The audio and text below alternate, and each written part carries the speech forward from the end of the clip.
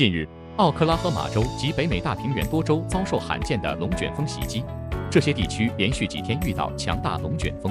国家气象局报告，继内布拉斯加州和爱阿华州的78起龙卷风之后，北德州和密苏里州间又爆发了35起。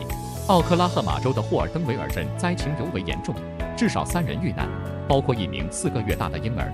这些风暴在数小时内为部分地区带来了达180毫米的降雨。当地警方和气象局警告，还可能有进一步的暴洪和冰雹。奥克拉荷马州中南部的瑟波尔镇亦遭受严重破坏，多栋建筑被夷为平地，车辆被毁。州长史迪特以为受灾最严重的12个郡，宣布进入为期30天的紧急状态，全力救灾。